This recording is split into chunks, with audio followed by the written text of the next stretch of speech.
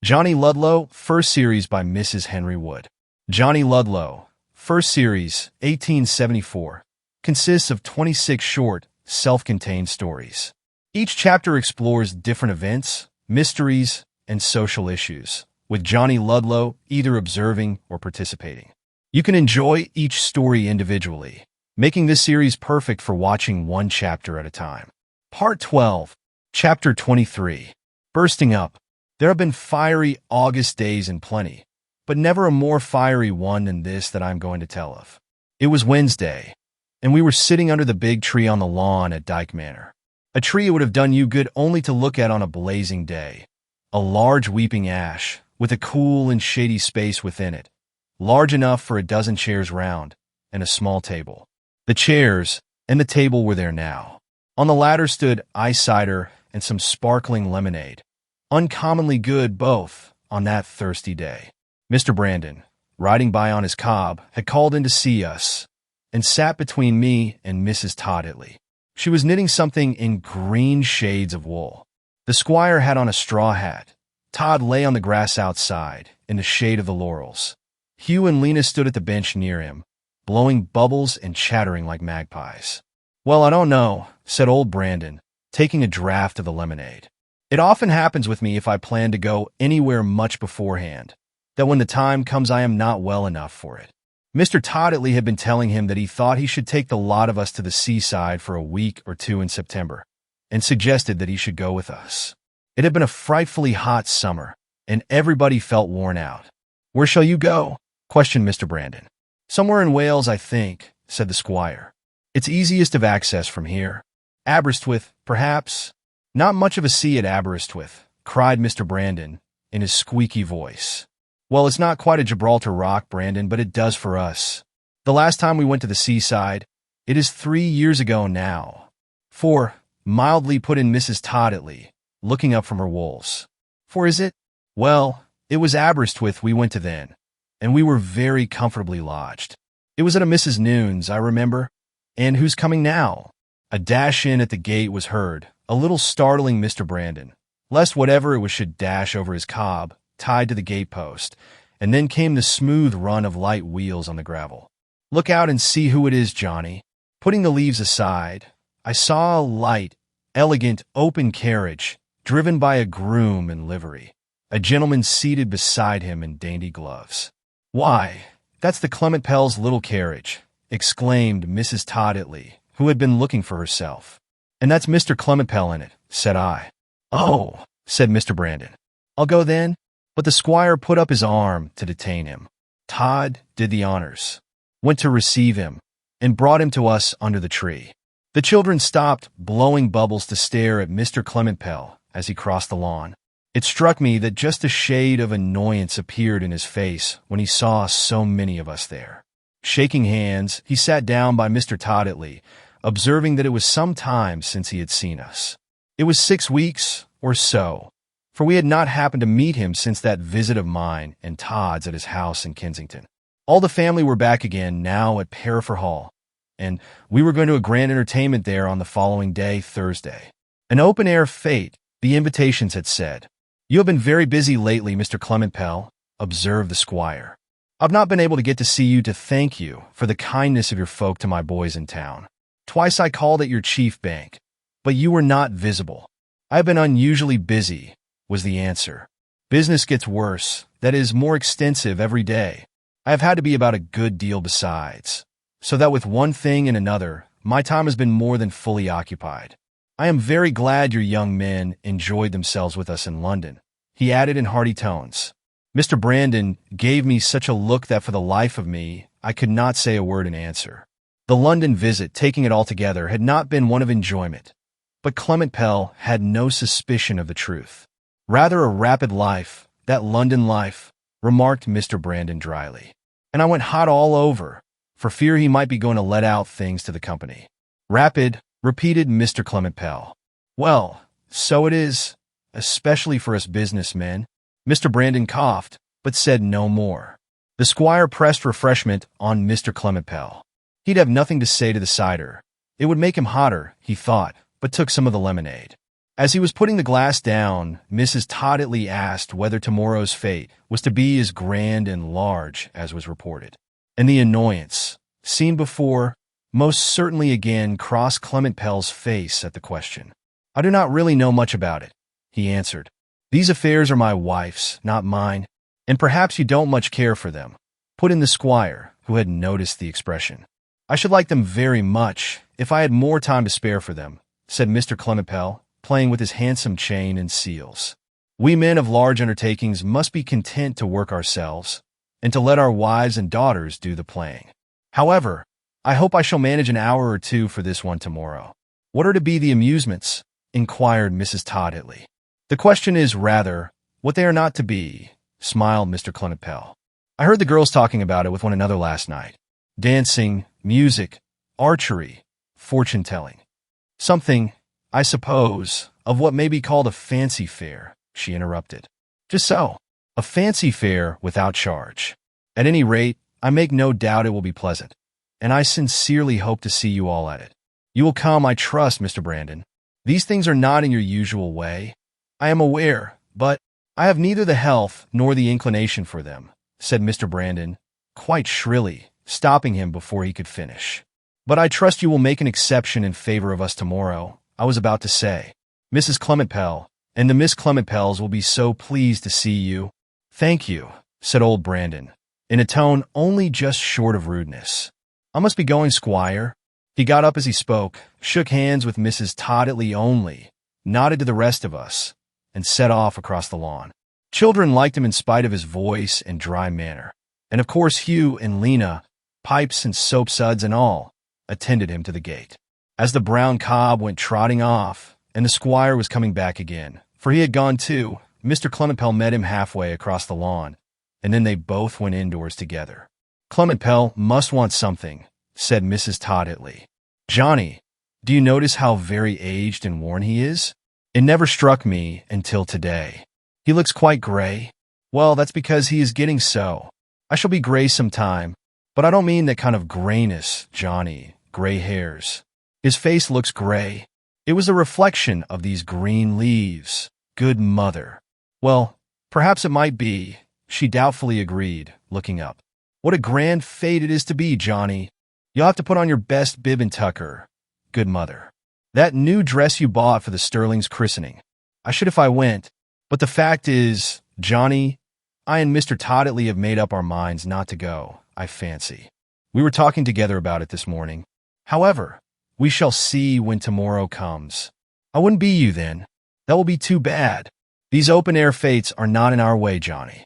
Dancing and archery and fortune-telling are not much in the way of us old people.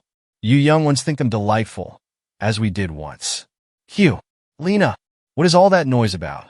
You are not to take her bowl. Hugh, keep to your own. Joseph, please part them." Joe accomplished it by boxing the two. In the midst of the noise, Mr. Clement Pell came out. He did not cross the lawn again to Mrs. Toddetly, just called out a good day in getting into his carriage, and lifted his hat as he drove away. "I say, father, what did he want with you?" asked Todd, as the squire came sauntering back, the skirts of his light coat held behind him. "That's my business, Joe," said the squire. "Mind your own," which was a checkmate for Todd. The truth was, Todd had been uneasily wondering whether it might not be his business. That is, whether Mr. Clement Pell had obtained scent of that gambling of his up in London and had come to enlighten the squire. Todd never felt safe upon the point, which, you see, was all owing to his lively conscience. "What a beautiful little carriage that is," said Mrs. Toddetly to the pater. "It puts me in mind of a shell. It must have cost a pretty penny, small as it is. Pell can afford these fancy things, with his floating wealth. In that city of seething crowds and wealth, London, where gigantic operations are the rule instead of the exception, and large fortunes are made daily, Mr. Clement Pell would not have been thought much of. But in our simple country place, with its quiet experiences, Clement Pell was a wonder. His riches were great. His power of making money for himself and others seemed elastic, and he was bowed down to as a reigning potentate, a king, an Olympian deity. You have heard of him before. He had come to a neighboring town some years back as manager of a small banking company. Having given up, it was understood, a good law practice in London to undertake it. The small banking grew and grew under his management. Some of its superfluous hordes were profitably employed to construct railroads, to work mines, to found colonies. All sorts of paying concerns were said to have some of Clement Pell's money in them, and to bring him in cent per cent. It was believed that if all the wealth of the East India Company and the Bank of England to boot had been poured into the hands of Clement Pell, it could not have been more than he would be able to use to profit. So great were the resources at his command. People fought with one another to get their money accepted by Mr. Clement Pell. No wonder. The funds gave them a paltry 3% for it. Mr. Clement Pell doubled the amount. So the funds lost the money, and Mr. Clement Pell gained it.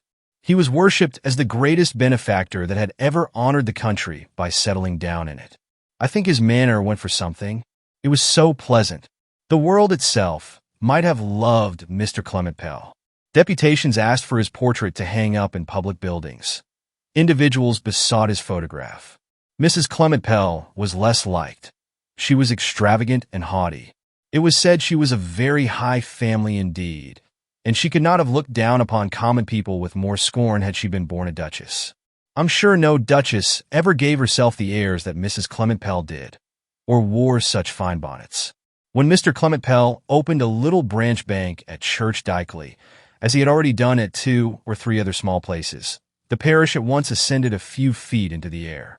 As Church Dykeley, in its humility, had never possessed a bank before, it was naturally something to be proud of. The bank was a little house near to Duffham's, the doctor, with a door and 1 window, no larger premises being obtainable. The natives collected round to gaze, and marvel at the great doings destined to be enacted behind that wire blind. And Mr. Clement Pell was followed by a tale of admiring rustics whenever he stepped abroad. Church Dykeley only had its branch in what might be called the later years, dating from the beginning of the Clement Pell dynasty, and when he had made a far and wide reputation, and was in the full tide of his prosperity. It was after its establishment that he took Parafor Hall. This little branch bank was found to be a convenience to many people. It had a manager and a clerk, and Mr. Clement Pell would condescend to be at it occasionally, chiefly on Mondays. He was popular with all classes. County gentlemen and rich farmers asked him to dinner. The poor got from him many a kind word and handshake.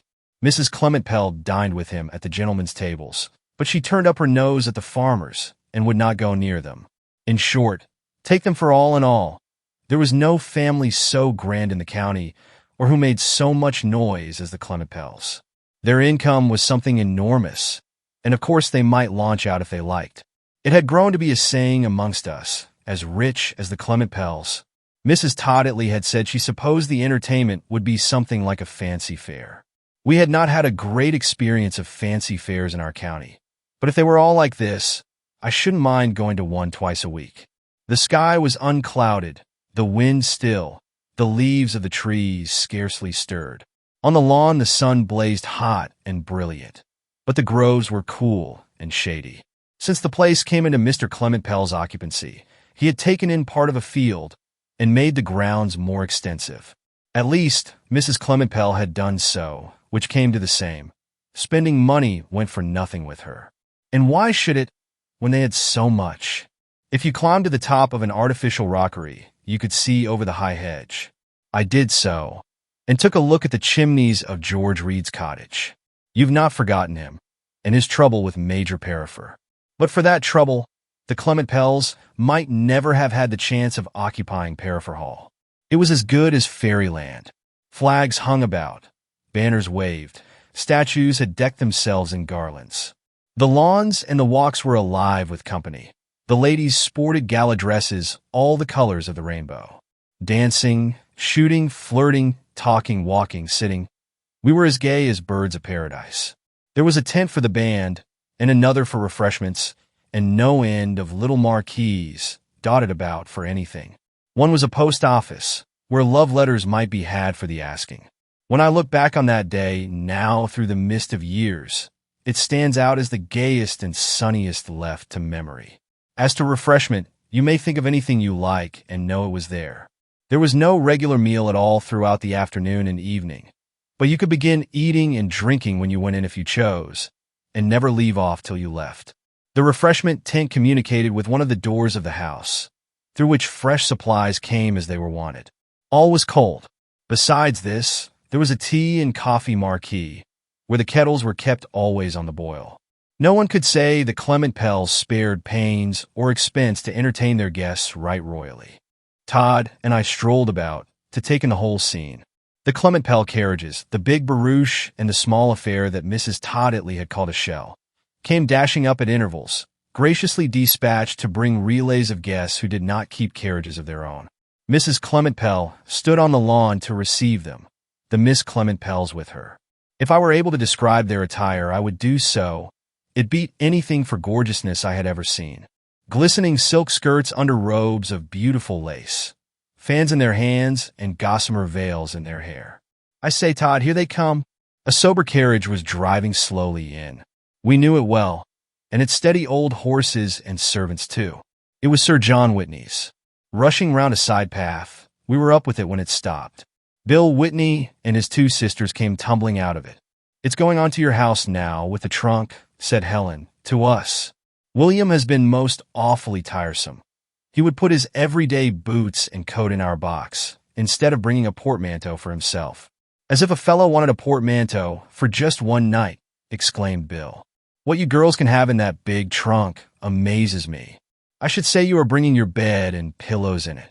It has only our dresses for tomorrow morning in it, and all that, retorted Helen, who liked to keep Bill in order and to domineer over him. The idea of having to put in great clumsy boots with them, and a rough coat smelling of smoke.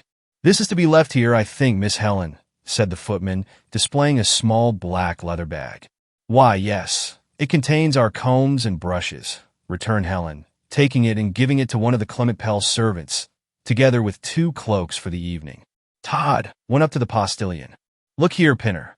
The squire says you had better stop at the manor to rest the horses. You will find the groom there, I dare say. Thank you, sir, said Pinner. They'll be a bit done up if we go straight off back. The girls and Bill went up to the Clement Pell group and were made much of. It was the first time they had visited the Pells, and their coming was regarded as a special honor. Sir John and Lady Whitney had declined, and it was arranged that Bill and his sister should sleep at our house, and the carriage come for them the next day. Escaping from the Pells, we all sat down on a bench.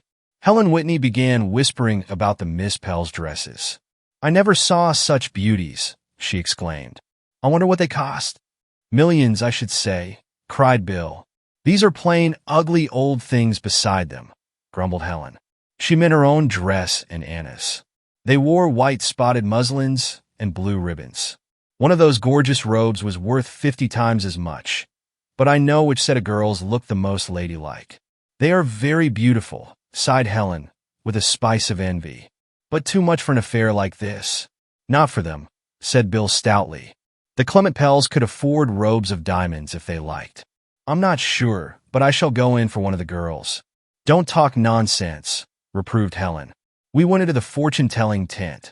It was full of people screaming and laughing. A real gypsy with a swarthy skin and black flowing locks was telling fortunes.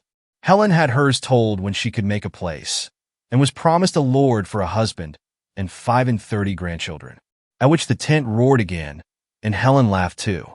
And now it is your turn, my pretty little maid, said the Sibyl to Anna Whitney. And Anna, always modest and gentle, turned as red as a rose, and said she already knew as much of her own fortune as she desired to know at present. What's in this hand? Cried the gypsy, suddenly seizing upon Todd's big one, and devouring its lines with her eyes.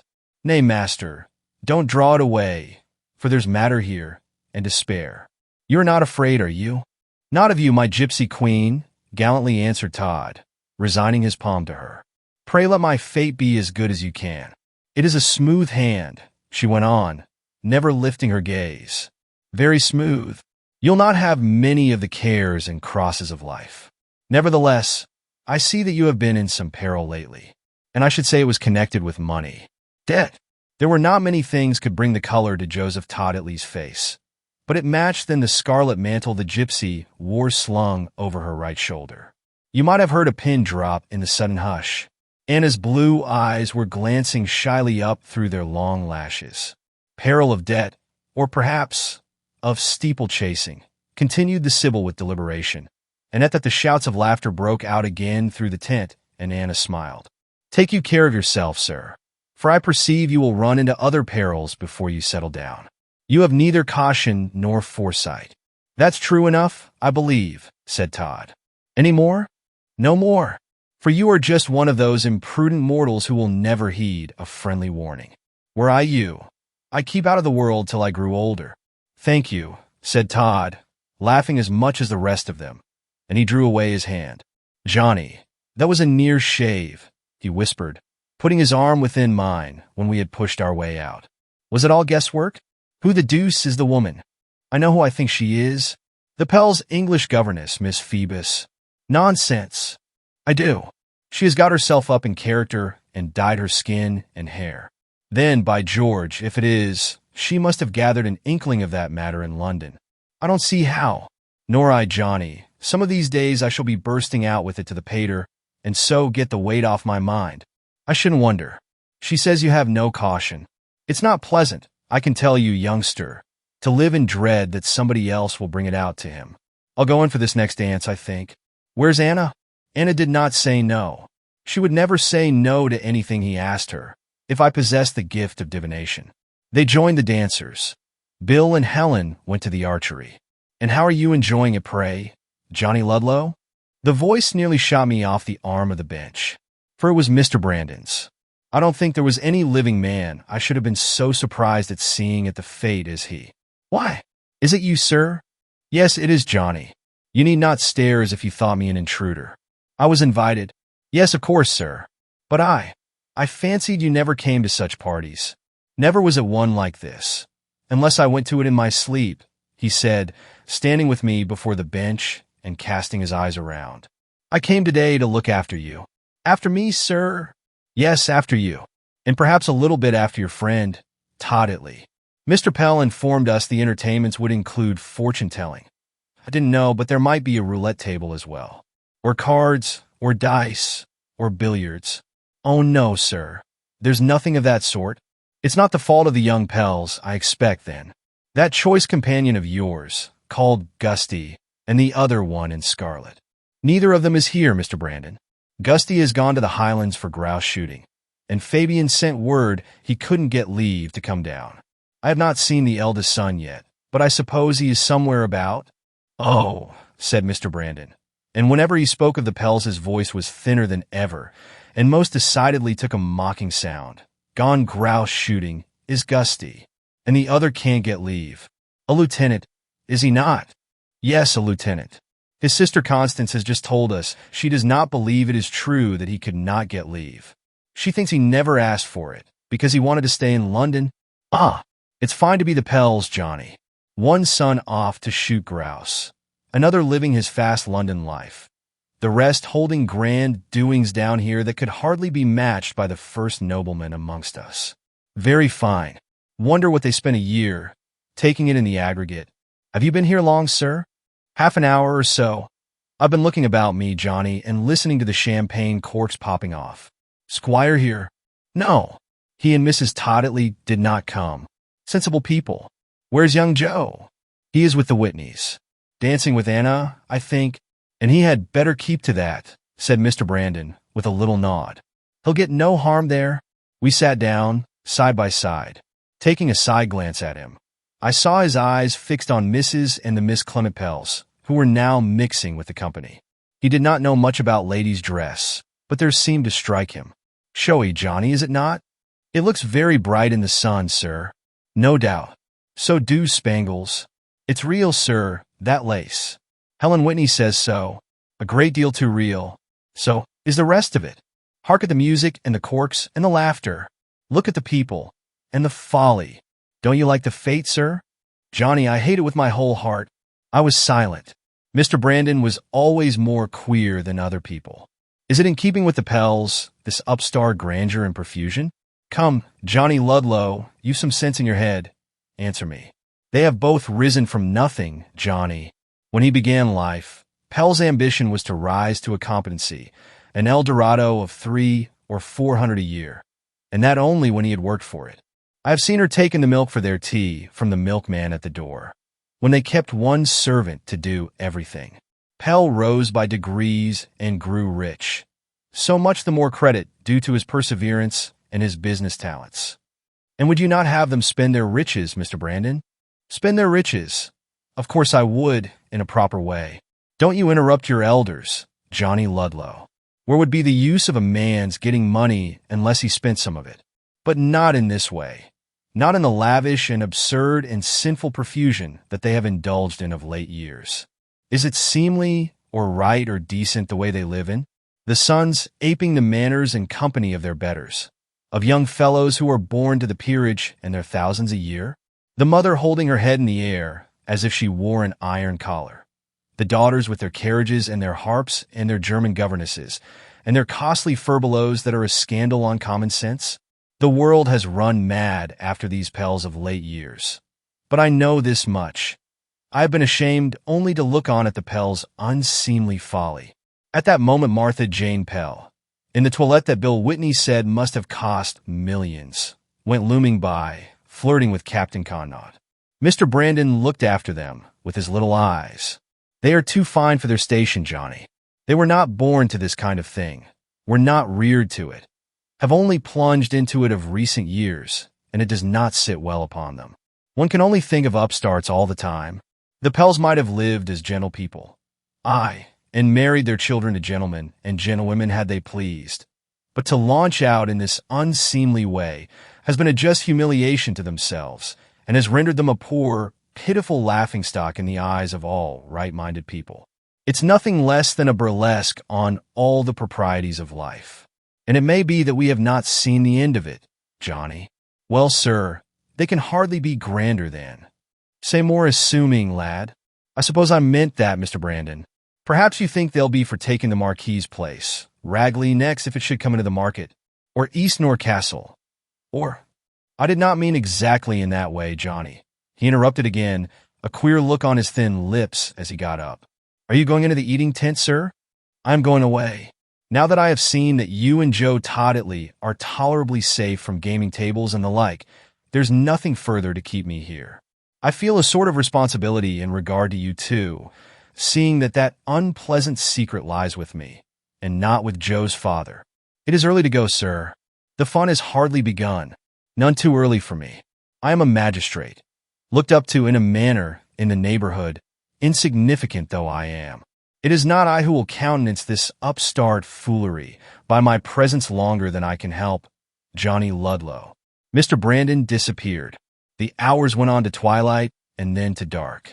Once during the evening, I caught sight of Mr. Clement Pell, and what occurred as I did so was like a bit of romance. People crowded the side paths under the light of the Chinese lanterns, for lanterns were hanging on the trees and shrubs, and the whole scene was one of enchantment out of the Arabian Nights. One of the remote walks was not lighted. Perhaps it had been forgotten. I had missed Bill Whitney and was at the end of the grounds hunting for him, when I saw, through the trees, a solitary figure pacing this dark walk with his arms folded. It was not very likely to be Bill, but there was no harm in going to see. It turned out to be Mr. Clement Pell. But before I got out of the trees into the walk, for it was the nearest way back to the lights and the company, someone pushed through the trees on the opposite side of the path and stood in front of him. The moon shone as much as an August moon ever does shine, and I saw Clement Pell start as if he had been told his house was on fire. I thought this might be a likely place to find you, said the stranger in a savage whisper. You have kept out of my way for 2 days at the bank. Too busy to see me, so, hearing what was going on here, I took the train and came over. I'm sure I am. Happy to see you, Mr. Johnson, cried Clement Pell in a voice that seemed to tremble a little, and unless the moonlight was in fault, he had turned as pale as a ghost. Would have sent you an invitation had I known you were down. I dare say you would. I did not come to attend festivals, Pell, but to settle business matters. You must be aware I cannot attend to business tonight, interrupted Clement Pell. Neither do I ever enter upon it at my own residence. I will see you tomorrow morning at 11 at the bank. Honor bright? Or is it a false plea, put forth to shuffle out of me now? I will see you tomorrow morning at the bank at 11 o'clock, repeated Clement Pell, emphatically. We are very busy just now, and I must be there the first thing. And now, Mr. Johnson, if you will go into the refreshment tent and make yourself at home. No refreshments for me. Thank you. I must hasten away to catch the train.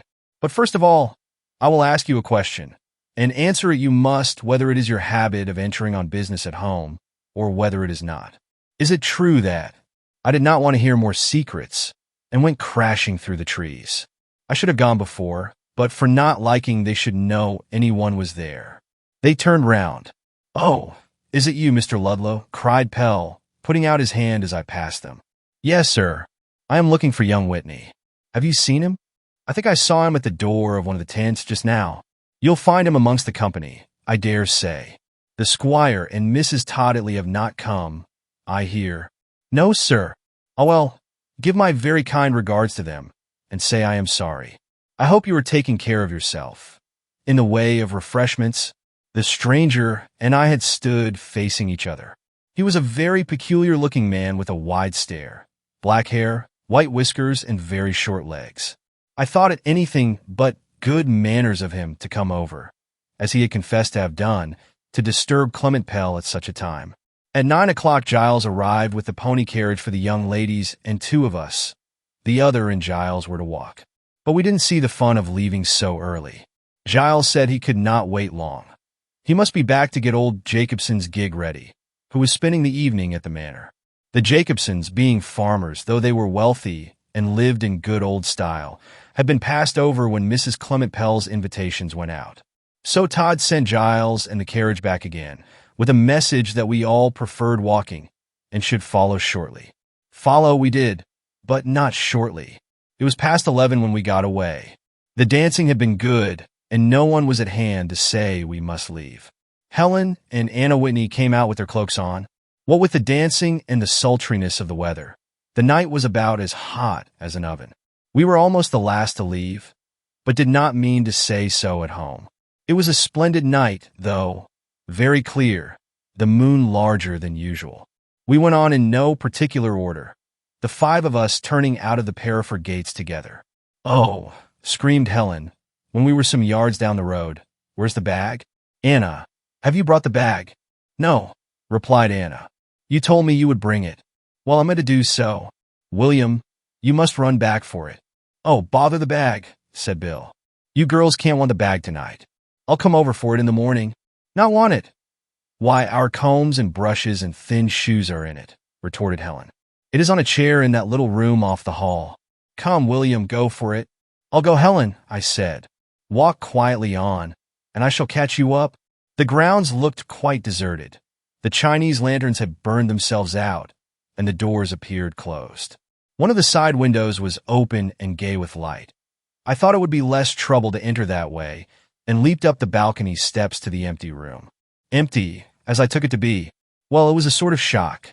The table had a desk and a heap of papers on it, and on it all lay a man's head. The face was hidden in his hands, but he lifted it as I went in. It was Clement Pell, but I declare that at the first moment I did not know him. If ever you saw a face more haggard than other faces, it was his. He sat bolt upright in his chair then, and stared at me as one in awful fear. I beg your pardon, sir. I did not know anyone was here.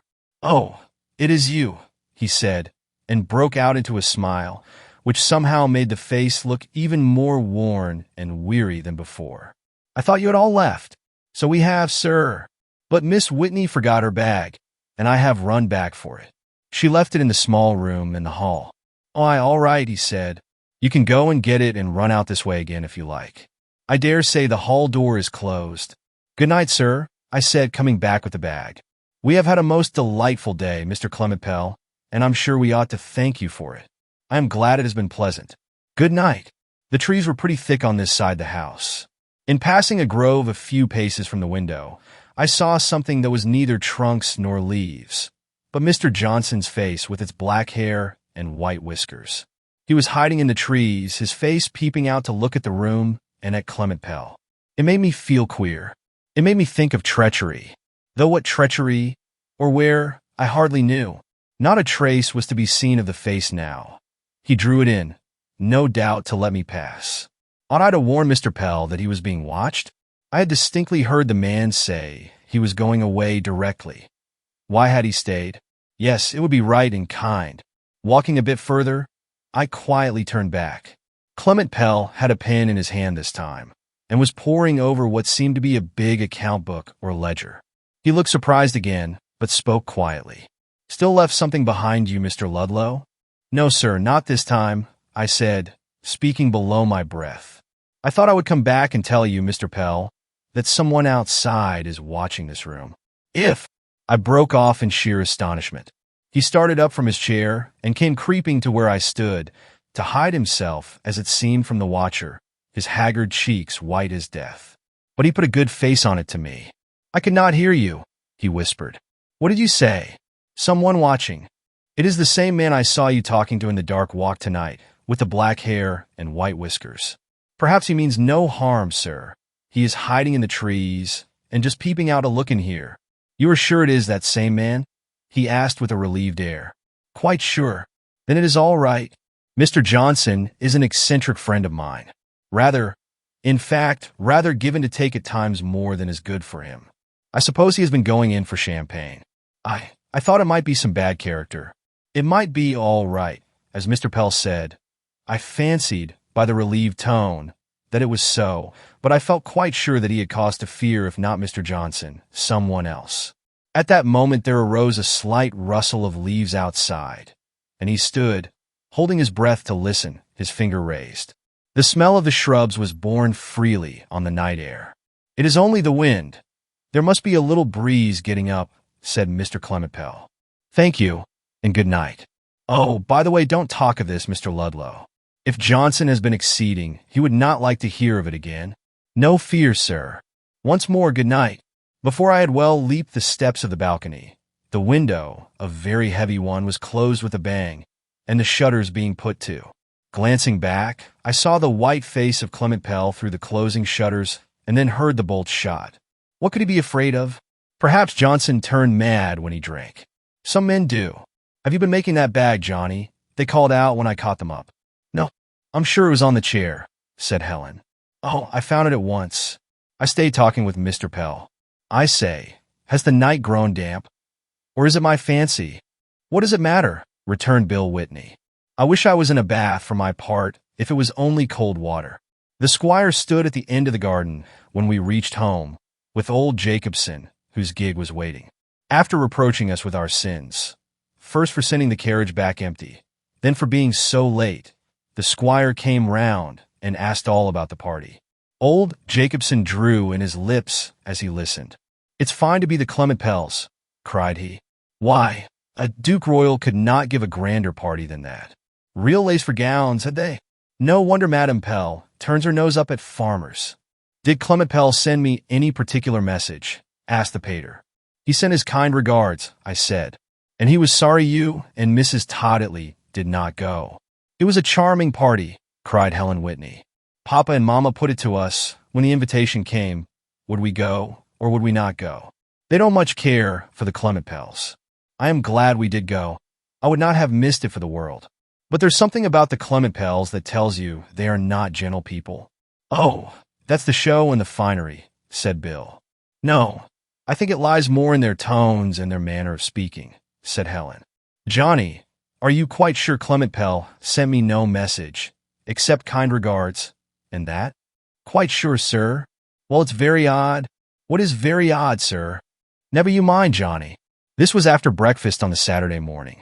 The squire was opening a letter that the post had brought, and looked up to ask me.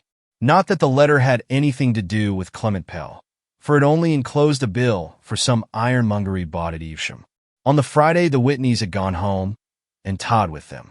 So I was alone, with nothing to do but to wish him back again. I'm going to Ulster, Johnny, said the pater in the course of the morning. You can come with me if you like. Then will you please bring me back some money? Cried Mrs. Todditley. You will pass the bank, I suppose? It's where I am going, returned the pater, and I thought his voice had rather a grumbling tone in it. We took the pony carriage, and he let me drive. It was as hot as ever, and the squire wondered when the autumn cool would be coming in. Old Brandon happened to be at his gate as we went by, and the pater told me to pull up. "Going into Ulster?" cried Mr. Brandon. "Just as far as the bank," said the pater. "So I hear you went to the Clementpels after all, Brandon." "I looked in to see what it was like," said old Brandon, giving me a moment's hard stare, as much as to recall to my mind what had really taken him there. "It was a dashing affair, I hear." "Rather too much so for me," cried Mr. Brandon drily. "Where's your son, sir?" "Oh, he's gone home with the Whitney's young folk." "How hot it is today." "Aye, too hot to stand in it long." "Drive on, Johnny." The squire went into the bank alone, leaving me with the carriage. He banked with the old bank at Worcester, but it was a convenience to have some little money nearer in case of need, and he had recently opened a small account at Ulster, upon which Clement Pell had said he might as well have opened it with him, at his church Dykeley branch. But the squire explained that he had as good as promised the Ulster people, years ago, that if he did open an account nearer than Worcester it should be with them. He came out, looking rather glum, stuffing some notes into his pocketbook. "Turn the pony round, Johnny," said he. "We'll go back. It's too hot to stay out today." "Yes, sir." "Is anything the matter?" "Anything the matter?" "No." "Why do you ask?" "I thought you looked put out, sir." "There's nothing the matter. Only I think men of business should not be troubled with short memories. Take care of that wagon. What's the fellow galloping his horses at that rate for? Now, Johnny, I say, take care. Or else, give me the reins." I nearly laughed. At home, they never seemed to think I could do anything. If they did let me drive, it was always "Now take care of this, Johnny," or "Take care of that." And yet I was a more careful driver than Todd, though I might not have had so much strength as he to pull up a four-in-hand team had it run away. "Go round through Church Dykeley, Johnny, and stop at Pell's Bank," said the squire, as I was turning off on the direct road home. I turned the pony's head accordingly. It took us about a mile out of our way. The pavement was so narrow and the bank room so small that I heard all that passed when the squire went in. "Is Mr. Clement Pell here?" "Oh dear, no, sir," replied the manager. "He is always at the chief bank on Saturday." "Did you want him?" "Not particularly." "Tell him I think he must have forgotten to send to me." "I'll tell him, sir. He may look in here tonight on his return, if you wish to see him yourself. He will be here all day on Monday." The squire came out and got in again. Cutting round the sharp corner by Perkins the butcher's, I nearly ran into Mrs. and the Miss Clementpels, who were crossing the dusty road in a line like geese, the one behind the other, their muslins sweeping the highway like brooms, and their complexions sheltered under point-lace parasols.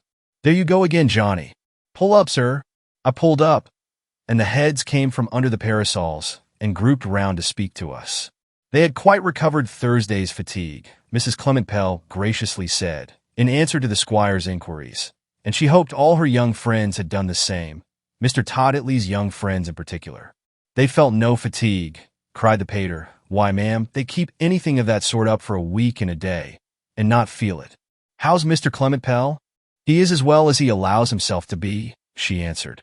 "I tell him he is wearing himself out with work. His business is of vast magnitude, Mr. Todditley." "Good day." "So it is," acquiesced the pater as we drove on, partly to himself, partly to me. "Of vast magnitude. For my part, I'd rather do less, although it involved less returns. One can forgive a man like him for getting trifles. And, Johnny, I shouldn't wonder, but his enormous riches render him careless of small obligations, part of which was unintelligible to me. Sunday passed. We nodded to the Miss Clement Pells at church, their bonnets making the pew look like a flower garden, but did not see Mr. Clement Pell or his wife. Monday passed, bringing a note from Todd to say Lady Whitney and Bill would not let him leave yet. Tuesday morning came in. I happened to be seated under the hedge in the kitchen garden, mending a fishing rod, when a horse dashed up to the back gate. Looking through, I saw it was the butcher boy, Sam Rimmer. Molly, who was in one of her stinging tempers that morning, came out. "We don't want nothing," said she tartly. "So you might have spared yourself the pains of coming." "Don't want nothing," returned the boy. "Why's that?" "Why's that?" she retorted. "It's like your imperence to ask. Do families want joints every day, especially such weather as this?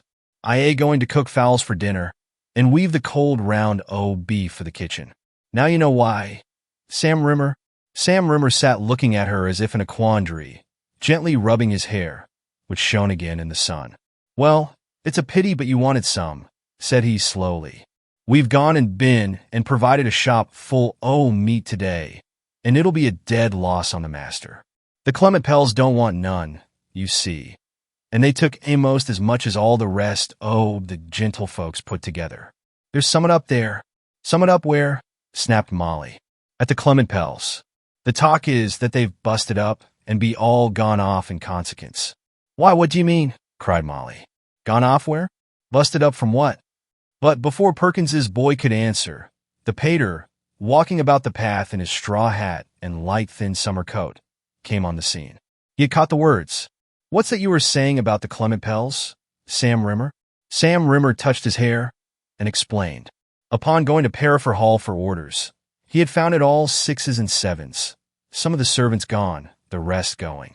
They told him their master had bursted up and was gone away since Sunday morning, and the family since Monday morning. And his master, Perkins, would have all the meat left on his hands that he had killed on purpose for the Clement Pells. You should have seen the squire's amazed face. At first he did not know how to take the words, and stared at Sam Rimmer without speaking. All the banks has went and busted up too, said Sam. They be saying, sir, as how there won't be nothing for nobody. The squire understood now. He turned tail and rushed into the house, and rushed against Mr. Brandon, who was coming in. Well, have you heard the news? Asked Mr. Brandon in his thinnest voice. I can't believe it. I don't believe it, raved the squire. Clement Pell would never be such a swindler. He owes me 200 pounds. Mr. Brandon opened his little eyes. Oh, is it you? That day last week when he came driving in his smart cockleshell carriage. When you were here, you know, Brandon. He got a check for 200 pounds from me. A parcel of money that ought to have come over from the chief bank had not arrived, he said, and the Church Dykeley branch might be run close. Would I let him have a check for 200 or 300 pounds on the bank at Ulster? I told him I did not believe I had anything like 200 pounds lying at Ulster, but I drew a check out for that amount and wrote a note telling the people there to cash it, and I would make it right. And Pell drove straight off to Ulster then and there and cashed the check, said Mr. Brandon in his cynical way. He did. He had told me I should receive the money on the following day. It did not come, or on the Friday either. And on Saturday I went to Ulster, thinking he might have paid it in there, which of course he had not, returned old Brandon. Well, you must have been foolish to be so taken in. Taken in, roared the squire in a passion. Why, if he had asked me for 2,000 pounds he might have had it, a man with the riches of Clement Pell. Well, he wouldn't have got any from me. One who launched out as he did, and let his family launch out, I should never put much trust in. Anyway, the riches are nowhere. And it is said Pell is nowhere too. It was all true. As Sam Rimmer put it, Clement Pell and his banks had bursted up. Chapter 24. Getting away. You have heard of the avalanches that fall without warning and crush luckless dwellers in the Swiss mountains, and of maelstroms that suddenly swallow up vessels sailing jauntily along on a calm sea, and of railway trains filled with happy passengers that one minute are running smoothly and safely along, and the next are nowhere. But nothing of this sort ever created the consternation that attended the bursting up of the Clement Pells. It was Saturday night, for we have to trace back a day or two. Seated in the same room where I had seen him when I went back for Helen Whitney's bag was Clement Pell. That the man had come to his last gasp, he knew better than anyone else in the world could have told him. How he had braved it out and fought against the stream, and still kept off the explosion since the night but one before, Thursday, when Mr. Johnson had intruded himself into the grounds and then stealthily watched him from the trees, and he knew all was over. It might have puzzled him to tell. How he had fought against all for months, aye, and years, turned him sick only to recall. It had been a fierce, continuous, secret battle, and it had nearly worn him out and turned his face and his hair gray before their time. On the day following this fate night, Friday, Clement Pell took the train and was at his chief bank early. He held his interview with Mr. Johnson. He saw other people, and his manner was free and open as usual. On this next day, Saturday, he had been denied to nearly all callers at the bank. He was too busy to be interrupted, he told his clerks. and his son James boldly made appointments with them in his name for the Monday. After dark on Saturday evening, by the last train, he reached home, prepare for hall. And there he was in that room of his, the door and shutters bolted and barred upon him, alternately pacing it in what looked like tribulation and bending over account books by the light of 2 wax candles. Leaning his forehead on his hand, he sat there and thought it out. He strove to look the situation fully in the face, what it was and what it would be. Ruin, and worse than ruin. Clement Pell had possessed good principles once. So to say, he possessed them still. But he had allowed circumstances to get the better of him and of them. He had come from his distant home, supposed to have been London, as the manager of an insignificant and humble little bank. That was years ago. It was only a venture, but a certain slice of luck that need not be recorded here favored him, and he got on beyond his best expectations. He might have made an excellent living, nay, a good fortune, and kept his family as gentle people, had he been prudent. But the luck coming suddenly turned his head, you see.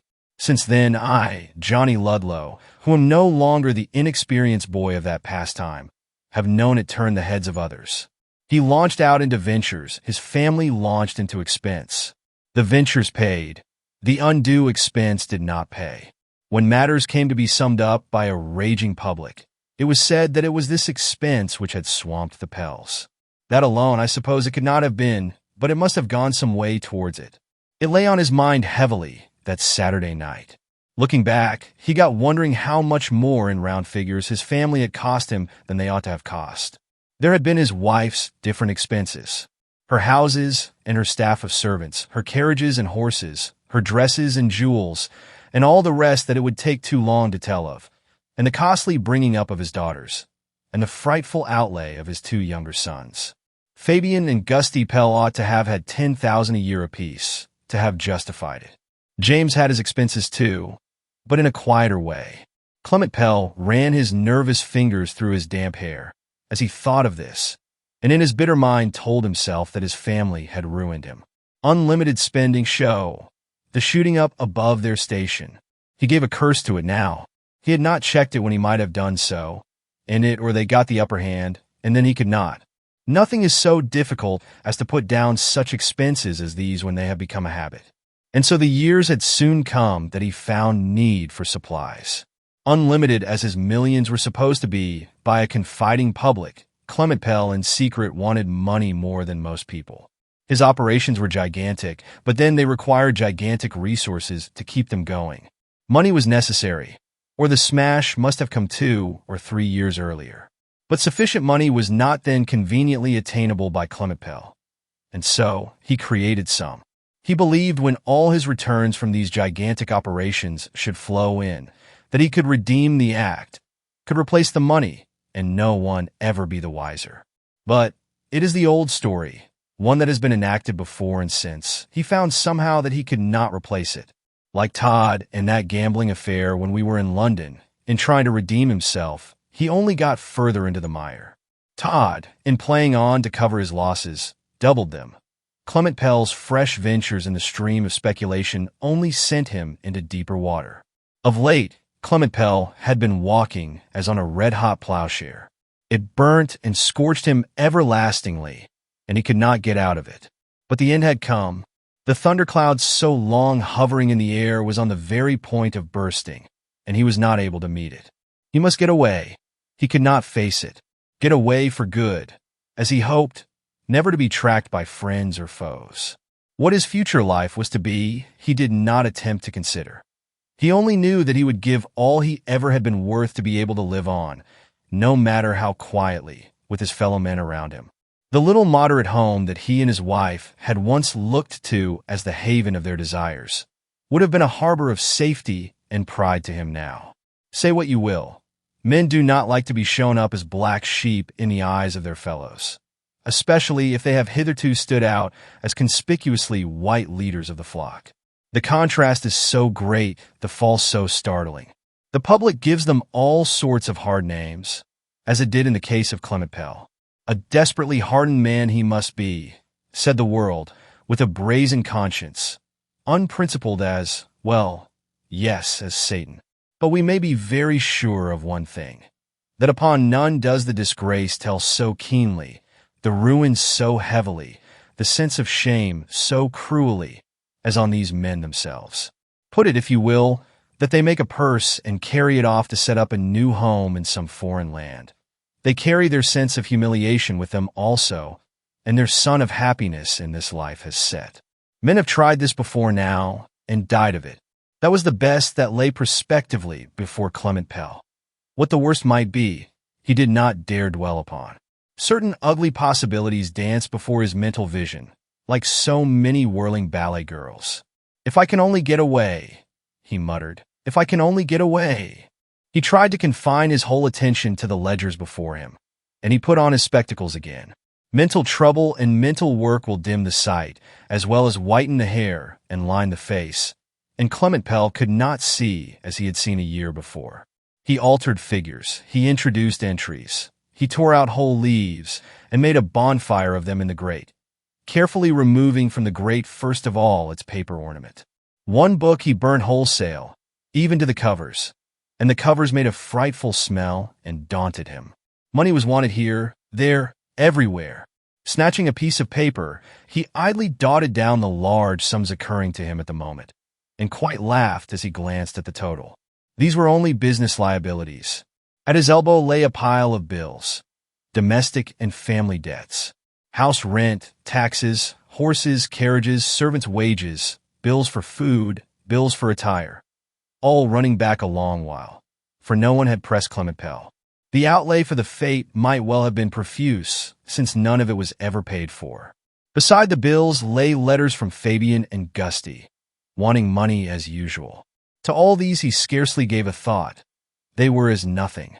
Even though he were made bankrupt upon them, they were still as nothing, for they would not brand his brow with the word felon. And he knew that there were other claims, of which no record appeared here, that might not be so easily wiped out. Just for a moment, he lost himself in a happy reverie of what might have been had he himself been wise and prudent. It was Gusty's pressing letter that induced the reflection.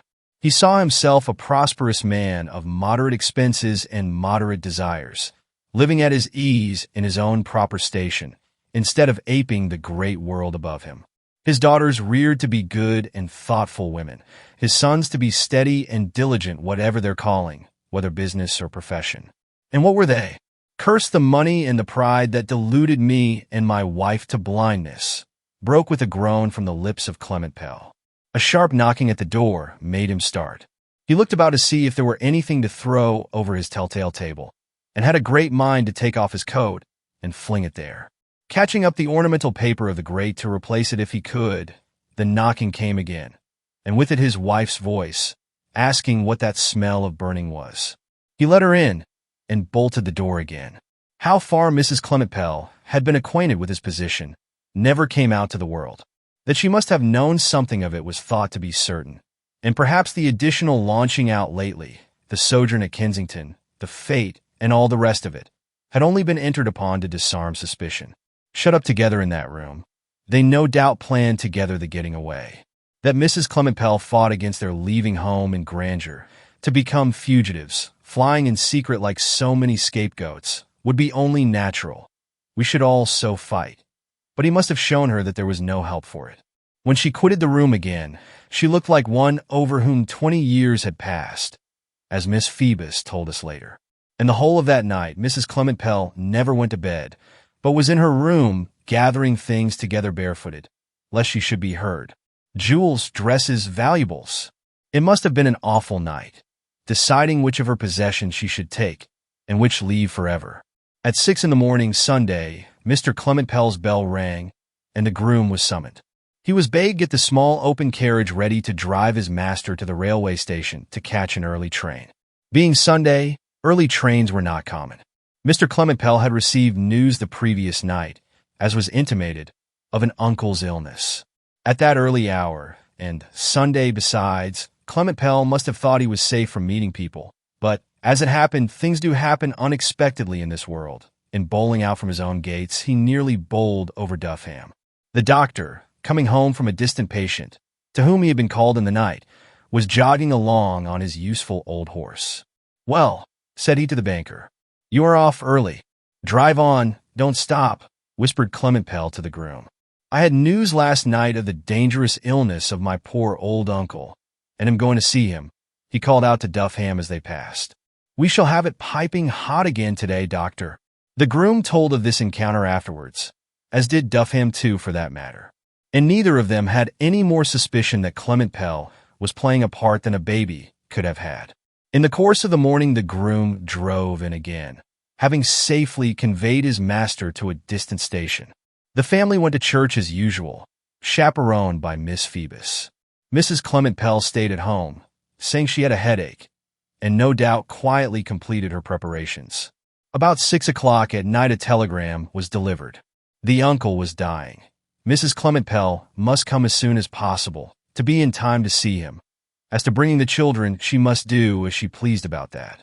In Mrs. Pell's agitation and dismay, she read the telegram aloud to the governess and the servant who brought it to her. Then was confusion. Mrs. Pell seemed to have lost her head. Take the children? Of course she should take them. And when was the earliest time they could start? The earliest time by rail was the following morning, and part of the night was again passed in preparation.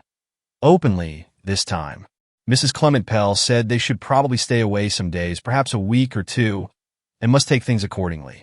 The boxes were all brought into her room, that she might superintend. The poor old uncle was so very particular as to dress, she said, and she trusted he might yet recover. On the Monday morning, she and her daughters departed in the large carriage, at the same early hour that her husband had gone, and for the same remote station. After all, not so much luggage went, only a box apiece. In stepping into her carriage, she told the servants that it would be an excellent opportunity to clean the paint of the sitting rooms and of the first floor while she was away. The previous week she had remarked to them that it wanted doing. The day went on, the household no doubt enjoying their freedom and letting the paint alone. No suspicion was aroused amongst them until late in the afternoon, when a curious rumor was brought over of some confusion at the chief bank, that it had stopped and its master had flown. At first the governess and servants laughed at this, but confirmation soon came thick and threefold. Clement Pell had burst up, and why the expression bursting up should have been universally applied to the calamity by all people, high and low, I know no more than you. But it was so. Perhaps in men's minds there existed some assimilation between a bubble that shines brightly for its brief existence before bursting, like the worthless froth it is, and the brilliant but foundationless career of Mr. Clement Pell. The calamity at first was too great to be believed in. It drove people mad only to fancy it might be true, and one or two, alas, subsequently went mad in reality. For the bursting up of Mr. Clement Pell's huge undertakings caused the bursting up of many private ones, and of households with them. Means of living went. Homes were desolated. It would be easier to tell you of those who had not trusted money in the hands of Clement Pell than of those who had. Some had given him their all. Led away by the fascinating prospect of large interest, they forgot future safety in the dazzling but delusive light of immediate good. I should like it to be distinctly understood that I, Johnny Ludlow, am writing of a matter which took place years ago, and not of any recent event or events that may have since occurred to shake public equanimity in our own local world. Disbelief in the misfortune was natural. Clement Pell had stood on a lofty pedestal, unapproachable by common individuals. We put greater trust in him, in his unbounded wealth, his good faith, his stability, than we could have put in any other man on the face of the globe. We should almost as soon have expected the skies to fall as Clement Pell. The interests of so many were involved, and the ruin would be so universal, that the terrified natives could only take refuge in disbelief. And Squire Todd Itley was amongst them. The news was brought to Dyke Manor on the Tuesday morning, as you have heard, by the butcher boy, Sam Rimmer, and was confirmed by Mr. Brandon. When the first momentary shock had been digested by the squire, he arrived at the conclusion that it must be false, but that Sam had trotted off. He might have heard the length of the pater's tongue. Sam being gone, he turned his indignation on Mr. Brandon. "One would have thought you had sense to know better, Brandon," said he, raging about the breakfast room with the skirts of his light morning coat held out behind him, giving ear to a cock-and-bull story that can't be true. Take care Pell does not get to hear it. He'd sue you for defamation. He'd be welcome, nodded old Brandon in his thin voice as he stood, whip in hand, against the window. The grand fate of last Thursday, gasped Mrs. Todditley, who had been puzzling her brains over Sam Rimmer's master's book, the writing in which could never be deciphered. Surely the Clement Pells would not have given that fate had things been going wrong with them, and poured ice champagne, unlimited, down folks' throats, and strutted about in point lace and diamonds, added old Brandon. Madam, I believe it all the more for that. As he spoke, the remembrance of the scene I had witnessed in the grounds, and Clement Pell's curious fear later when I told him of the same man watching him, flashed over me, bringing a conviction that the report was true. I heard it at the chief bank yesterday, began Mr. Brandon. Having some business to transact in the town, I went over by train in the afternoon and chanced to meet Wilcox in High Street. He is a red-faced man in general. Oh, I know Wilcox, impatiently interrupted the squire. Face as red as the sun in a fog. What has that to do with it? Well, it was as pale yesterday as the moon on a frosty night, went on old Brandon. I asked if he had an attack of bile, being subject to it myself, and he said no, it was an attack of fright. And then he told me there was a report in town that something was wrong with Pell's affairs, and that he had run away. Wilcox will lose every penny of his savings. All talk, said the pater in his obstinacy. And for a man to come to Wilcox's age, which must be 55, it is no light blow to lose a life savings, calmly went on old Brandon. I went to the bank, and found it besieged by an excited and angry crowd fighting to get in, the door locked, and the porter vainly trying to put up the shutters. That was enough to show me what the matter was, and I left Wilcox to it. The squire stared in perplexity, rubbing up his scanty hair the wrong way while his senses came to him. It is all true, said Mr. Brandon, nodding to him. Church Dykeley is in an uproar this morning already. I'll go and see for myself, said the squire, stripping off his nankeen coat in haste so great that he tore one sleeve nearly out. I'll go and see. This is not credible. Clement Pell would never have swindled me out of £200 only a day or two before he knew he was going all to smash. The most likely time for him to do it, persisted Mr. Brandon. People, as a rule, only do these things when they are desperate. But the squire did not stay to listen. Settling himself into his other coat, he went driving on across the fields as though he were walking for a wager. Mr. Brandon mounted his cob and put up his umbrella against the sun. Never embark any money with these beguiling people that promise you undue interest, Johnny Ludlow, said Mr. Brandon, as I kept by his side and opened the gates for him. Where would you have been now, young man?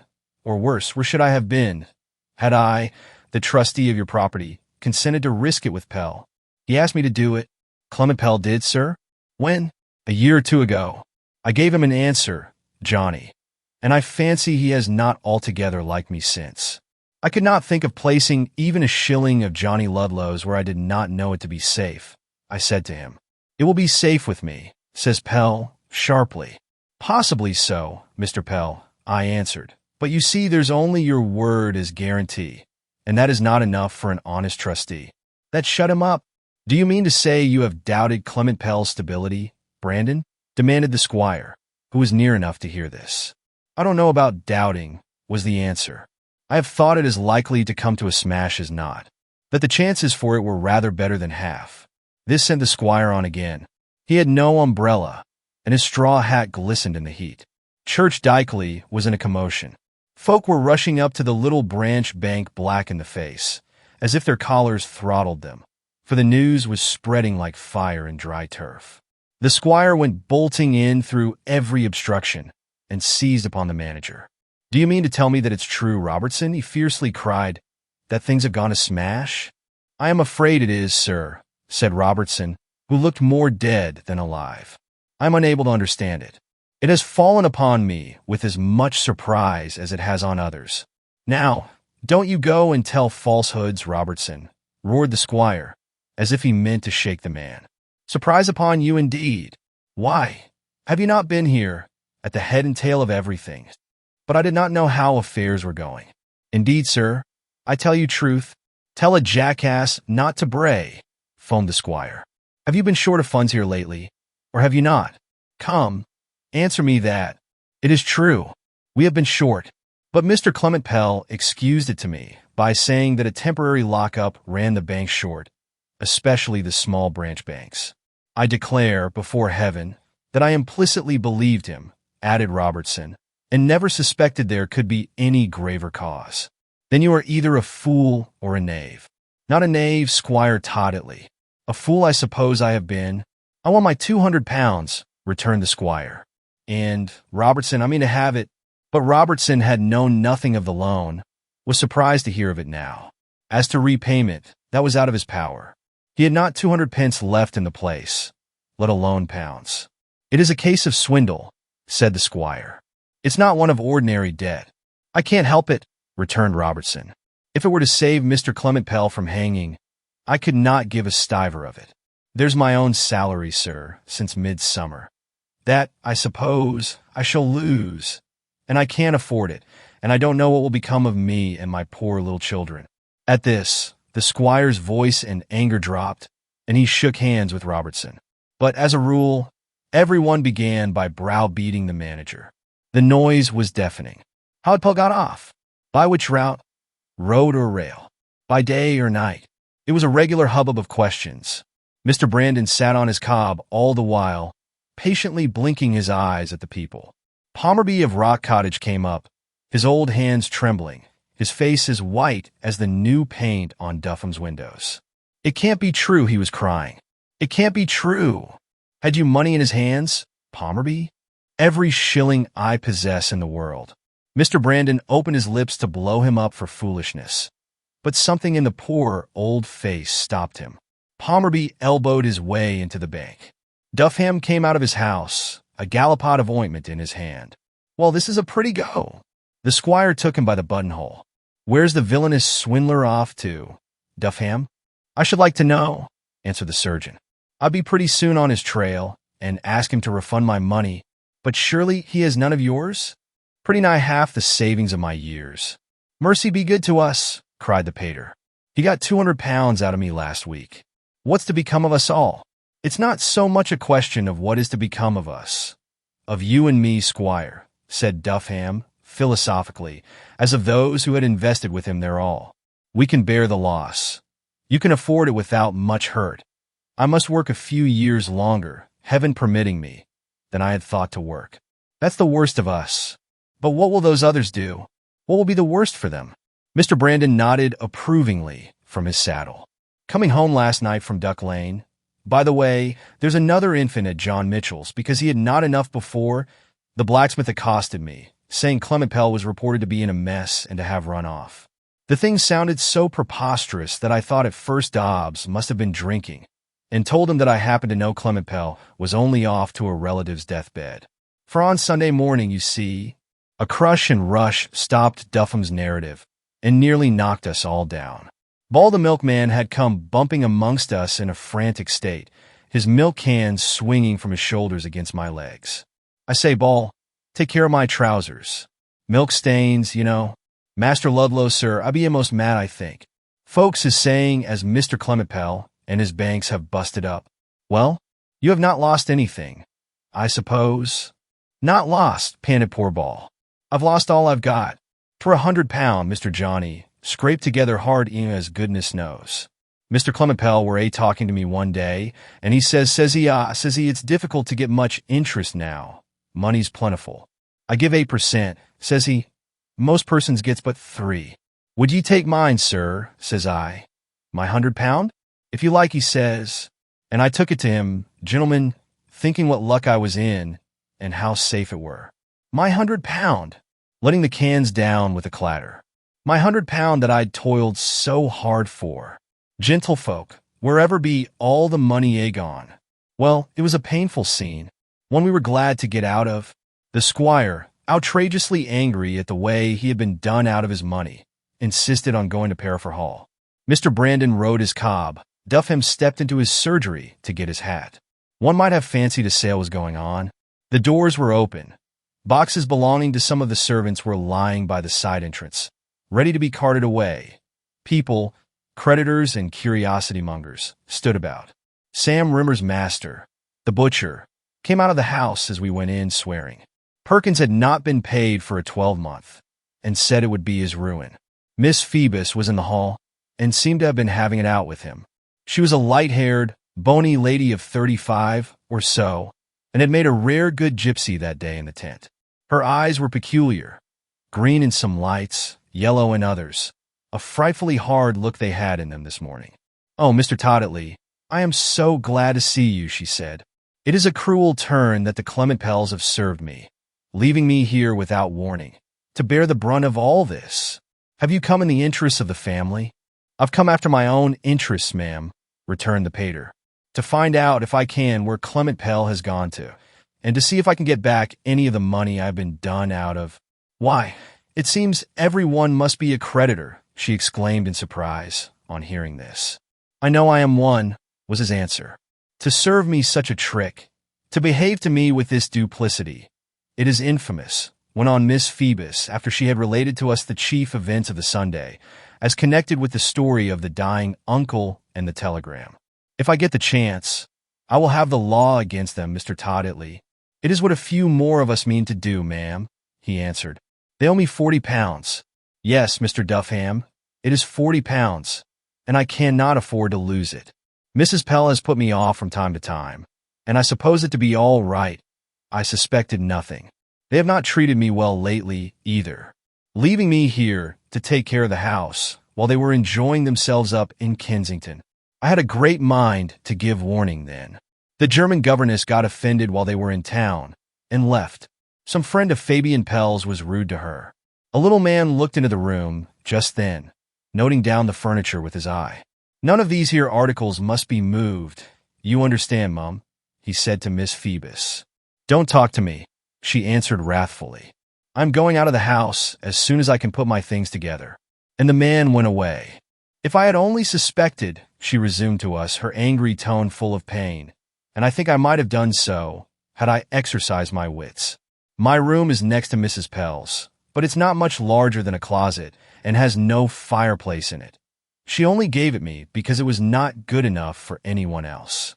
Saturday night was very hot, as you must remember, and I could not sleep. The window was open, but the room felt like an oven. After tossing about for I don't know how long, I got up and opened the door, thinking it might admit a breath of air. At that moment I heard sounds below, the quiet shutting of a door, and advancing footsteps. Wondering who could be up so late, I peeped out and saw Mrs. Pell. She came up softly, a candle in her hand, and her face quite curious and altered, aged and pale and haggard. She must be afraid of the ghosts, I thought to myself, as she turned off in her chamber, for we had been telling ghost stories that night up to bedtime. After that, I did not get to sleep. Not, as it seemed, for hours, and all the time I heard drawers being opened and shut in her bed and dressing room. She must even then have been preparing for flight. And the dying uncle was invented for the occasion, I presume, remarked Mr. Duffham. All I know is I never heard of an uncle before, she tartly answered. I asked Mrs. Clement Pell on Sunday night where the uncle lived, and how long a journey they had to go. She answered shortly that he was at his country house, and bade me not tease her. Mr. Duffham, can my own boxes be stopped? I should think no one would attempt to do it, he answered. But I'd get them out as soon as I could. Were I you, Miss Phoebus? What a wreck it will be, she exclaimed. You have used the right word, ma'am, put in Mr. Brandon, who had left his horse outside. And not only here. Wrecks they will be, and many of them. We stood looking at one another ruefully. The pater had come to hunt up his £200, but there did not seem much chance of his doing it. Look here, said he suddenly to the governess. Where was that telegram sent from? We have not been able to discover. It was only seen by Mrs. Pell. After she had read it aloud, she crushed it up in her hand, as if in frightful distress, and called out about the poor dear old uncle. She took care it should not be seen. We may be very sure of that. But who sent the telegram? I don't know, said Miss Phoebus viciously. Her husband, no doubt. Neither was the luggage that they took with them labeled. We have remembered the fact since. I think we might track them by that luggage, observed the pater. 5 big boxes. If you do track them by it, I'll eat the luggage wholesale, cried wise old Brandon. Clement Pell's not a fool, or his wife either. They'll go off just in the opposite direction that they appear to go, and their box is in another. As to Pell, he was probably unknown at the distant station the groom drove him to. There was no end to be served in staying longer at the house, and we quitted it, leaving poor Miss Phoebus to her temper. I had never much liked her, but I could not help feeling for her that unlucky morning. What's to be done now? Gloomily cried the squire, while old Brandon was mounting. It's like being in a wood that you can't get out of. If Clement Pell had played an honest part with me, if he had come and said, Mr. Todd Itley, I am in sore need of a little help, and told me a bit about things, I don't say that I would have refused him the money.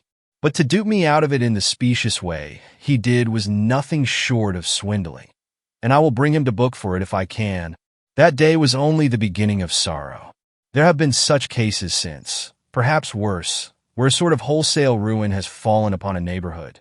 But none, to me, have equaled that. It was the first calamity of the kind in my experience, and in all things, whether of joy or sorrow, our earliest impressions are the most vivid. It is the first step that costs, the French tell us, and that is true of all things. The ruin turned out to be wider even than was feared, the distress greater. Some had only lost part of their superfluous cash. It was mortifying, but it did not further affect their prosperity or take from them the means of livelihood. No luxuries need be given up or any servants dispensed with. Others had invested so much that it would throw them back years, perhaps cripple them for life. Pitiable enough that, but not the worst. It was as nothing to those who had lost their all. People made it their business to find out more about Mr. and Mrs. Clement Pell than had been known before. Both were of quite obscure origin, it turned out, and he had not been a lawyer in London, but only a lawyer's clerk. So much the more credit to him for getting on to be something better. If he had only had the sense to let well alone. But she, well, all I mean to say here is this. The farmers she had turned up her nose at were far, far better born and bred, even the smallest of them, than she was. Let that go. Other women have been just as foolishly upstart as Mrs. Clement Pell. One fact came out that I think riled the public worse than any other, that his Christian name was Clement and his surname Pell. He had united the two when growing into a great man and put a J before the Clement, which had no right there. Mr. Brandon had known it all along. At least he chanced to know that in early life his name was simply Clement Pell. The squire, when he heard of this, went into a storm of reproach at old Brandon because he had not told it. Nay, why should I have sought to do the man an injury? Remonstrated Mr. Brandon. It was no business of mine that I should interfere. We must live and let live, squire, if we care to go through the world peaceably. The days went on, swelling the list of creditors who came forward to declare themselves. The wonder was that so many had been taken in. But you see, people had not made it their business to proclaim that their money lay with Clement Pell. Gentlefolk who lived on their fortunes, professional men of all classes, including the clergy, commercial men of high and low degree, small tradespeople, widows with slender incomes, and spinsters with less.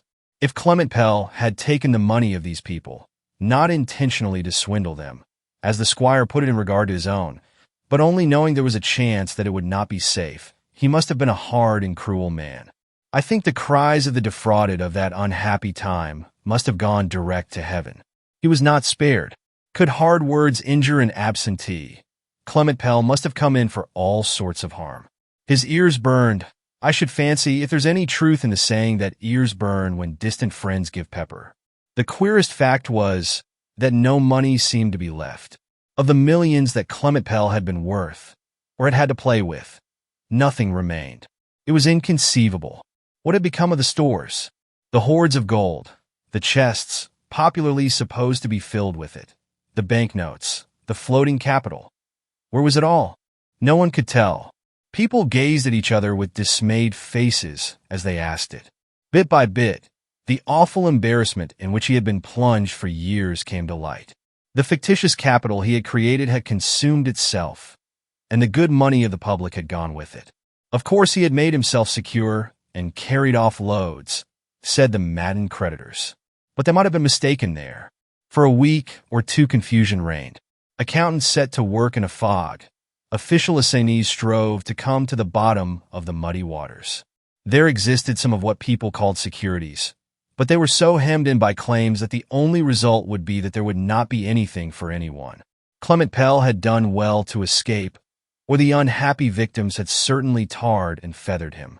All that time he was being searched for, and not a clue could be obtained to him. Stranger perhaps to say, there was no clue to his wife and daughters either. The 5 boxes had disappeared.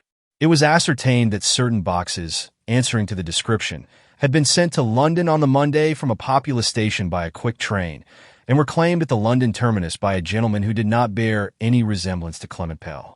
I'm sure the excitement of the affair was something before unknown to the squire, as he raged uphill and down dale in the August weather, and it must have been as good as a course of Turkish baths to him. Ah me! It is all very well to write of it in a light strain at this distance of time, but God alone knows how many hearts were broken by it. One of the worst cases was poor Jacob Pomerby's. He had saved money that brought him in about 100 a year in his old age. Clement Pell got hold of the money, doubled the interest, and Pomerby thought that a golden era had set in. For several years now he had enjoyed it. His wife was dead. His only son, who had been a sizar at Cambridge, was a curate in London. With the bursting up of Clement Pell, Jacob Pomerby's means failed. He had literally not a sixpence left in the world. The blow seemed to have struck him stupid. He mostly sat in silence, his head down, his clothes neglected. "Come, Pomerby, you must cheer up, you know," said the squire to him one evening that we looked in at Rock Cottage, and found Mr. Brandon there. "Me cheer up," he returned, lifting his face for a moment. And in the last fortnight, it had grown 10 years older. "What am I to cheer up for? There's nothing left. I can go into the workhouse, but there's poor Michael. Michael, my son, the parson, the capital that ought to have been his after me, and brought him in his 100 a year, as it did me before I drew it from the funds, is gone. Gone. It is of him I think. He has been a good son always. I hope he won't take to cursing me. Parsons don't curse, you know, and Michael will be a good son still," said Mr. Brandon shrilly. "Don't you fret, Pomerby. Fretting does no good. It ud wear out a donkey, as I tell him, put in the old woman's servant, Nanny, who had brought in his supper of bread and milk." He did not lift his head, just swayed it once from side to side by way of general response. "It's the way he goes on all day, masters," whispered Nanny when we went out. "His heart's a-breaking, and I wish it was that knave of a Pell's instead. All these putty flowers to be left, pointing to the clusters of roses and geraniums and honeysuckles within the gate, and the chairs and tables to be sold, and the very beds to be took from under us." "Nay, nay, Nanny, it may turn out better than that," spoke the squire. "Why, how can it turn out better, sirs?" she asked. "Pell didn't pay the dividends this 2 times past, and the master, believing as all his excuses was gospel, never thought of pressing for it. If we be in debt to the landlord and others, is it our fault? But the sticks and stones must be sold to pay, and the place be given up. There be the workus for me. I know that, and it don't much matter, but it'll be a crying shame if the poor master have to move into it. So it would be. And there were others in a similar plight to his. Nothing else but the workhouse before them. He won't never live to go. That's one consolation," was Nanny's last comment as she held the gate open. "Good evening to ye, sirs. Good evening, Master Johnny. What with talking to Dobbs the blacksmith, and staying with Duffham to drink what he called a dish of tea, it was almost dark when I set out home, the squire and Mr. Brandon having gone off without me. I was vaulting over the stile the near way across the fields, expecting to catch it for staying, when a man shot into my path from behind the hedge. Johnny Ludlow. Well, I did feel surprised. It was Gusty Pell. "Hello," said I. "I thought you were in Scotland." "I was there," he answered. And then, while we looked at one another, he began to tell me the reason of his coming away. Why it is that all kinds of people seem to put confidence in me and trust me with matters they'd never speak of to others, I have never found out. Had it been Todd, for instance, Gusty Pell would never have shown himself out of the hedge to talk to him. Gusty, shooting the grouse on the moors, had found his purse emptied of its last coin. He wrote to his father for more money. wrote and wrote, but none arrived, neither money nor letter. Being particularly in want of supplies, he borrowed a sovereign or two from his friends and came off direct to see the reason why. Arrived within a few miles of home, he heard very ugly rumors, stories that startled him. So he waited and came on by night, thinking it more prudent not to show himself. "Tell me all about it, Johnny Ludlow. For the love of goodness," he cried, his voice a little hoarse with agitation, his hand grasping my arm like a vice. "I have been taking a look at the place outside," pointing up the road towards Perifer Hall, "but it seems to be empty." It was empty, except for a man who had charge of the things until the sale could take place. Softening the narrative a little and not calling everything by the name the public called it, I gave the facts to Gusty. He drew a deep breath at the end, like 100 sighs in one. Then I asked him how it was he had not heard these things, had not been written to. "I don't know," he said. "I have been moving about Scotland.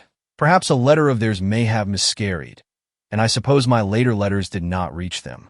The last letter I had was from Constance, giving me an account of some grand fete here that had taken place the previous day. Yes, I was at it with Todd Atlee and the Whitneys. The crisis came 3 or 4 days after that. "Johnny, where's my father?" he asked after a pause, his voice sunk to a whisper. "It is not known where he is. Is it true that he is being looked for?" "I am afraid it is. And if they find him, what then?" "Why don't you speak?" he added impatiently. "I don't know what. Some people say it will only be a bad case of bankruptcy. Anyway, it is a complete smash." "Yes, it's that." "Will it, do you think, be ruin, Johnny?" "Ruin utter and unmitigated. It is that already to many persons round about. But I mean to my own people," said he, impatiently. "Well, I should fear it would be." Gusty took off his hat to wipe his brow. He looked white in the starlight. "What will become of me? I must fly too," he muttered, as if to the stars. "And what of Fabian? He cannot remain in his regiment. Johnny Ludlow, this blow is like death to me." And it struck me that of the two calamities, Gusty Pell, non-religious though he was, would rather have met death. I felt dreadfully sorry for him. "Where's James?" he suddenly asked. "Is he gone too?" "James disappeared on the Sunday, it is said. It would hardly have been safe for him to remain. The popular feeling is very bitter." "Well, I must make myself scarce again also," he said after a pause. "Could you lend me £1 or so, Johnny, if you've got it about you?" I told him I wished I had. He should have been heartily welcome to it. Pulling out my pockets, I counted it all up, 2 shillings and 5 pence. Gusty turned from it with disdain. "Well, good evening, Johnny. Thank you for your good wishes, and for telling me what you have. I don't know to whom else I could have applied, and I am glad to have a chance to meet you." He gave another deep sigh, shook my hand, got over the stile, and crept away, keeping close to the hedge, as if he intended to make for Ulster. I stood and watched him until he was lost in the shadows. And so the Pells, one and all, went into exile in some unknown region, and the poor, duped people stayed to face their ruin at home. It was an awful time, and that's the truth.